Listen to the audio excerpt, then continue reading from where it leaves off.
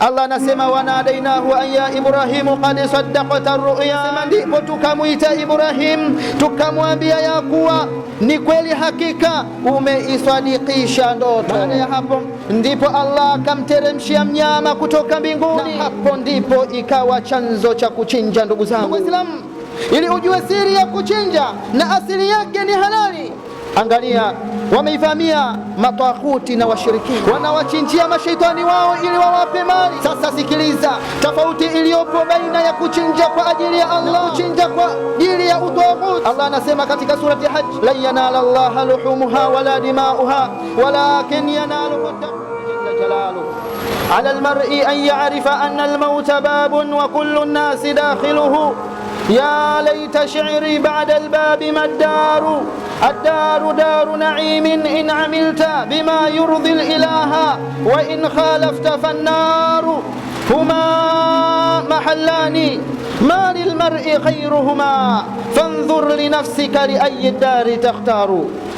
إخواني في الله أحباب رسول الله, ninakuhusieni na kuihusia nafsi yangu kumcha Allah subhanahu wa ta'ala, na ni lazima kila mmoja atambue ya kuwa hakika ya mauti ni mlango na watu wote wataingia kupitia mlango huo. Laiti ungejua kuna makazi gani baada ya mlango huo. Baada ya mlango huo kuna makazi ya neema, makazi mazuri ya peponi kwa yule ambaye aliyekuwa tayari kuyatekeleza yale ambayo yenye kumridhisha Allah Mola wake.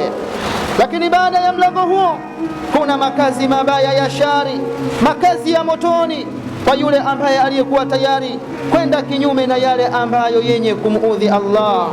Hayo ndio makazi mawili tu kwa mtu, hakuna makazi mengine yasiyokuwa moja ya mawili hayo. Ichunguze nafsi yako, itizame nafsi yako, ni makazi yapi itaingia baada ya kifo.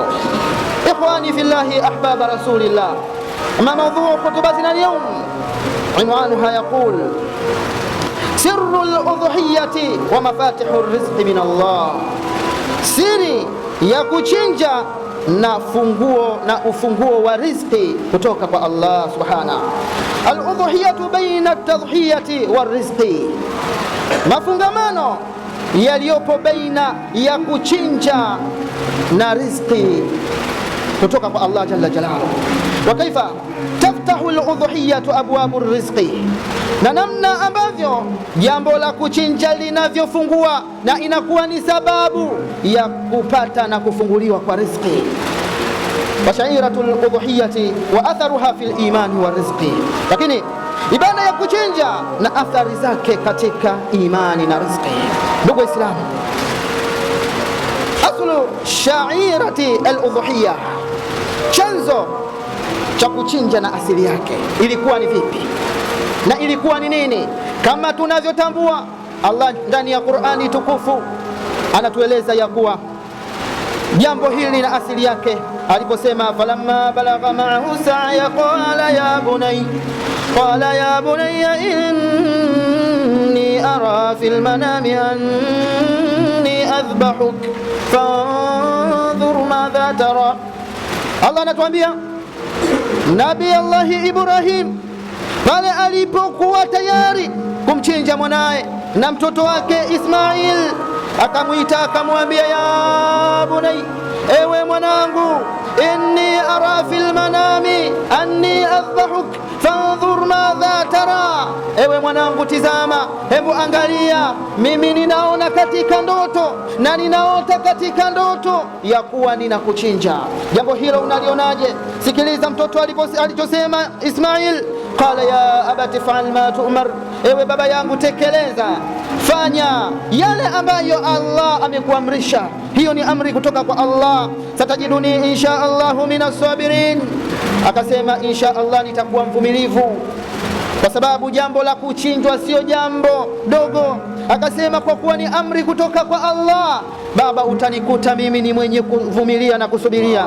Falamma aslama watallahu liljabin, Ibrahimu na mwanae Ismail walipokuwa tayari kuitekeleza amri ya Allah, Allah anasema wanadainahu an ya Ibrahimu qad saddaqta ar-ru'ya.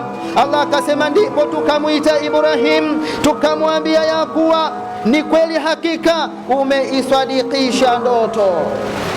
Baada ya hapo ndipo Allah akamteremshia mnyama kutoka mbinguni, na hapo ndipo ikawa chanzo cha kuchinja. Ndugu zangu, ndugu Waislamu, ili ujue siri ya kuchinja na asili yake ni halali, angalia, wameivamia mataghuti na washirikina, wanawachinjia mashaitani wao ili wawape mali. Sasa sikiliza tofauti iliyopo baina ya kuchinja kwa ajili ya Allah na kuchinja kwa ajili ya utaghut.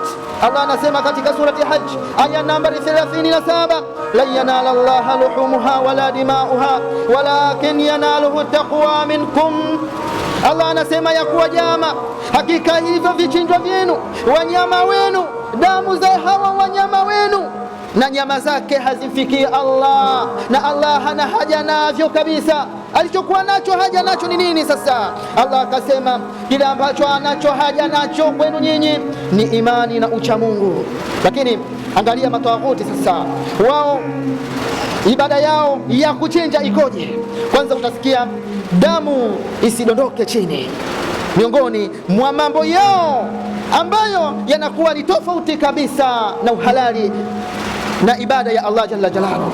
Nasikia damu isidondoke chini, au ni kinywaji au ni chakula cha wakulungwa, au iwekwe mahala fulani, na nyama zake utasikia walishwe mamimba, na zinaandaliwa sherehe mbalimbali, tena zinapewa jina sherehe hizo. Unasikia pati, kuna pati sehemu fulani, na ukiangalia asili ya hizi pati yenyewe haijulikani chanzo chake na sababu yake ni nini na ni ipi. Unasikia kuna pati sehemu fulani, na katika hiyo pati wanahudhuria watu ambao wenye uwezo wao.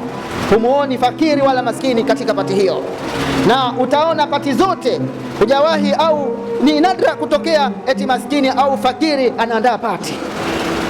Ikhwani fillah, man dhaha lillahi fa inna Allaha yuwasi'u alayhi rizqi, yoyote yule atakayejitolea na akachinja kwa ajili ya Allah, Allah jalla jalalu atamfungulia riziki. Kanuni na msingi wetu mkubwa sisi Waislamu unasema innamal a'malu binniyati, hakika vitendo vyote na kila amali huzingatiwa na huangaliwa kwa nia. Wa innama likulli imri'in ma nawa, na hakika kila mmoja ana jambo ambalo analolinuia. Wa man yattaqillaha yaj'al lahu makhraja. Je, wewe ndugu yangu, nia yako na jambo lako unafanya kwa ajili ya jambo gani? Lakini yule ambaye atakayefanya kwa ajili ya Allah, atakayemwogopa Allah, atakayefanya kwa ajili ya Mwenyezi Mungu, Allah humjalia matokeo mazuri katika mambo yake.